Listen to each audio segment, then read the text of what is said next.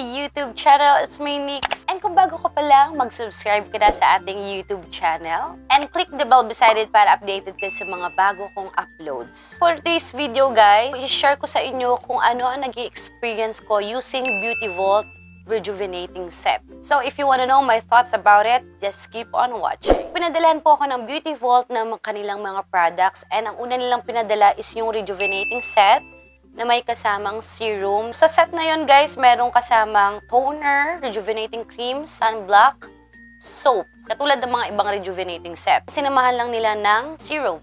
And thank you so much to Beauty Vault for sending this over. Sabihin ko sa inyo, guys, yung mga na-experience ko using Beauty Vault Rejuvenating Set. Doon muna tayo sa mga na-experience ko na hindi maganda. And again, guys, case-to-case basis to Kung pwedeng mangyari sa akin to, pwede din mangyari sa inyo or hindi. So, sinishare ko lang para magkaroon kayo ng idea kung gusto nyong gamitin yung Beauty Vault Rejuvenating Set. So, una is nangati ako pero hindi super kate. Dito lang banda and sa aking neck. Doon ako nangati talaga pero tolerable naman yung pagkati niya. At ang ginagawa ko pag nangangati, ako nilalagyan ko lang siya ng pulbo and then tumatapat ako sa electric fan para malesen yung kati niya. Second is, nagsugat yung dito at saka dito. Hindi ko alam pero nangyayari talaga sa akin yan. This is not the first time na nangyari sa akin yan. Siguro yung dito ko at saka dito ko is sensitive sa mga rejuvenating set. Pag ganun yung nangyari sa inyo, guys, hayaan nyo lang siya. Kung mag-a-apply kayo ulit ng rejuvenating set, huwag nyo na lang applyan yung mga parts na nagsugat or nasunog. And then, naka-experience din ako, guys, ng pamumula. Kadalasan yung mga parts na namumula, yun yung nangangati. Pagka kinamot nyo, may tendency na magsugat siya. Hindi ko naman siya kinamot, pero hindi ko alam pag natutulog ako kung nakakamot ko ba siya or what. Basta yun yung nangyari sa akin. The next na yan experience ko is medyo mainit siya sa mukha. Lalo na nung unang gamit ko dito. Sin ko talaga sa kanya, ang bilis niyang nag-peel sa akin. Nag-peel talaga agad yung balat ko. For 2 days lang nag-peel na agad yung balat.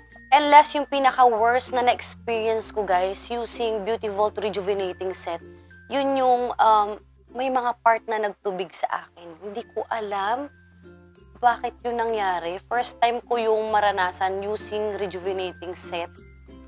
Talagang naramdaman ko na may mga pagtutubig. Nagugulat na lang ako minsan na may nahahawakan ako dyan na basa. Yung pala yung skin ko na nagtutubig siya. Plus, may time na yung skin ko dito is nagdugo. Hindi ko alam kung bakit. Siguro nga na-scratch ko siya or what. Pero gumaling naman siya. Kinabukasan, wala naman ako nakitang marks na may sugat. Bigla na lang siya nagdugo for some reason, guys. Hindi ko alam kung bakit. And doon naman tayo, guys, sa mga magagandang na experience ko using Beauty Vault Rejuvenating Set. Una sa lahat is yung batak. Batak talaga, as in batak feel. Unang-unang gamit ko pa lang, pagkahilamos ko pa lang, guys, naramdaman ko na yung skin ko na talagang nabatak niya agad. Alam mo yun? Yung, basta, ay nako, doon ako natuwa, guys, kasi parang nabatak niya talaga yung mukha ko. And then, nakita ko agad, guys, yung pag-glow ng aking skin. Sa unang gamit pa lang to, guys, take note. Sabon pa lang yung ginamit ko dito. Wala pa yung mga cream or what. Yun yung na-experience ko. Talagang makikita mo agad yung sinasabi nilang glass skin. Second is glowy. Nakikita ko na yung pag-glow sa skin ko, guys. Yun yung talaga yung tinatawag nilang glass skin. Yun yung isang talagang nagustuhan ko sa Beauty Vault. Ibigyan kaya na instant glass skin. Next is, pansin ko talaga na nakakaputi talaga siya ng skin. Naglighten talaga yung skin ko. Yun yung mga nagustuhan ko using Beauty Vault Rejuvenating Set. Nag-whiten yung aking skin. Parang naramdaman ko batak feel kahit hindi ako nagpapabelo. And then, yung glow niya talaga, nakitang-kita mo talaga. Kahit sa first use mo pa lang ng product na yun. Yun talaga yung nagustuhan ko, guys. Baka may mga magtanong kung paano ko ginamot yung mga sugat or yung pagtutubig. Hinayaan ko lang sila, guys. Wala akong nilagay na kahit ano. Kapag may na-experience kayo na pagsusugat, huwag niyo siyang lalagyan ng any cream. Kapag kinontinue nyo pa rin yung paggamit ng rejuvenating set, huwag niyong lalagyan yung mga parts na may sugat or nalapnos para madali siyang gumaling. Pinaka nagustuhan ko sa product nila is yung sunblock, sabon, serum. Yung sunblock, maganda siya. Kasi nga, pataas din yung SPF niya. Kaya lang, kapag nilagay mo na siya sa balat mo, lalo kapag katatapos mo lang magsabon. Kasi pagkatapos mo magsabon, guys, magdadry yung balat mo eh.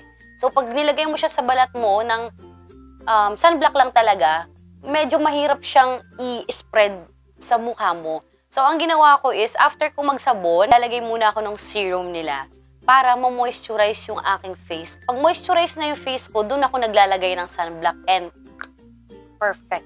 Nagustuhan ko talaga yung combination na yun. And once again, thank you so much to Beauty Vault for sending this over. Nagpadala din sa akin sila guys no underarm cream tapos yung kanilang whip soap na nagustuhan ko talaga as in. Talagang inubos ko talaga yung dalawa nilang sinend guys. Ang ganda, ang lambot sa balat. And yung kanilang body scrub, yun talaga yung nagustuhan ko rin sa kanilang product. So if ever na gusto nyo mag-avail ng kanilang product, ililink ko na lang sa baba yung kanilang links. So I think that's all for my video.